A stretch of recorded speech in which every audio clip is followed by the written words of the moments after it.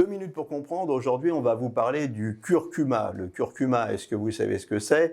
En tout cas, on va poser la question à Pierre Joyaux. Vous êtes co-auteur de la Nouvelle Révolution alimentaire. Le curcuma, pourquoi y penser, Pierre? Le curcuma, il est intéressant d'y penser puisque c'est une épice riche en antioxydants, en polyphénol, avec un pouvoir anti-inflammatoire, ayant un pouvoir aussi bénéfique sur le vieillissement des cellules, donc anti-âge, mais aussi protecteur au niveau cardiovasculaire et aurait un impact très positif pour diminuer le risque de certains cancers.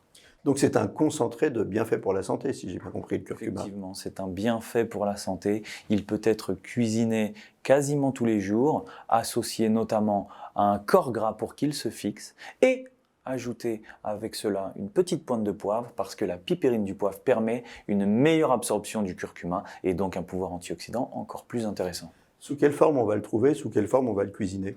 Le curcuma se trouve généralement sous deux formes différentes. La première forme, c'est la racine naturelle de curcuma que l'on peut acheter dans le commerce et râper directement pour saupoudrer nos assiettes. On peut aussi le trouver sous forme d'épices moulues directement que l'on va ajouter au début de nos préparations lorsque l'on fait revenir le corps gras justement pour améliorer la saveur et fixer encore plus de saveur dans nos assiettes.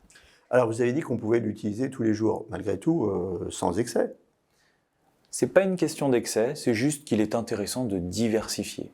Aucun aliment n'est un médicament. Même si le curcuma possède des pouvoirs antioxydants et santé très intéressants, il est aussi très intéressant de consommer d'autres épices. Le curcuma, mais aussi le curry, le cumin, le ras el hanout et d'autres épices. On peut même aussi parler du gingembre notamment, par exemple. Et toutes ces épices et cette diversité permettent d'avoir un pouvoir anti-inflammatoire encore plus intéressant. Voilà, les épices ont de nombreuses vertus et la première de leurs vertus, c'est d'égayer votre cuisine. Nos émissions vous plaisent, alors aidez-nous à faire grandir la chaîne pour parler santé au plus grand nombre. Partagez, likez, abonnez-vous.